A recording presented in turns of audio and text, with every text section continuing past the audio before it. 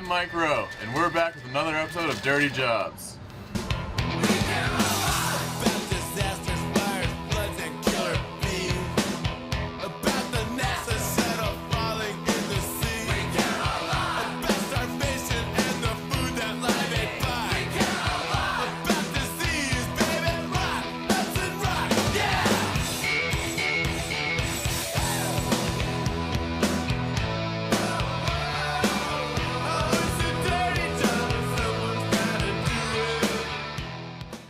I'm joined here today with Pat Doherty and Maggie McGuire to talk about the sanitation and sewage systems on board the Back Cove 30 boat. And to clarify, the sanitary system is the wash down water for the deck and the flushing water for the toilets. And then the sewage system handles essentially the used water, the wastewater, so from the showers, the sinks, and then the waste from the toilet. Now, in the sewage system, we have gray water and black water. So Pat, I keep on hearing these terms, gray and black water. Could you explain what the difference is? The gray water is cleaner than the black water. It's normally from sinks and showers, while the black water is from the toilet and your solid waste. First thing we're going to talk about is the gray water. So gray water is just your regular water from washing your hands or from shower drains when you take a shower. So in this boat we have a shower and toilet in one bathroom, and the water will drain directly off the boat because for this size vessel it doesn't need to be treated. Okay, so I'm here to discuss the black water of this vessel. Black water cannot be discharged unless you are offshore from land by quite a bit, and therefore vessels have containers to hold it. This container right here next to me holds the black water for this vessel, and there's a tube right here that runs down and out the boat in case you are far enough offshore. There's also another that goes up to the top of the vessel for a pump out if you stop at a pump out station.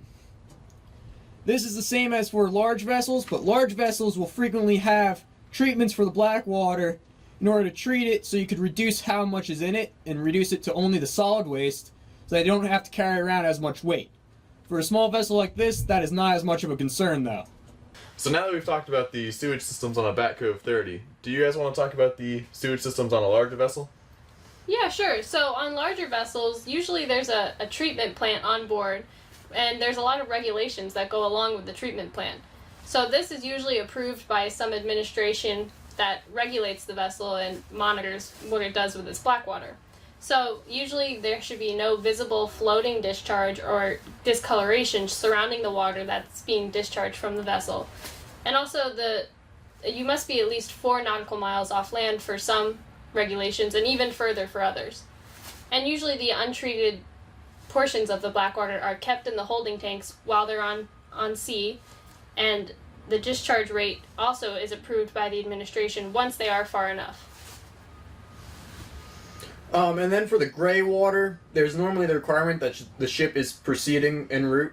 The ship cannot be just sitting there because they want to keep the water separated and don't let it build up in a singular spot. And the requirement is that the minimum speed is to be 4 knots while they are en route. So then how would a larger vessel treat this black water if they're doing it on ship? So there's multiple ways to treat it. A biological treatment plant would use aeration. What that is essentially is they put bacteria inside of the tank, and the bacteria will break down the solid waste and essentially make it into usable, cleaner water.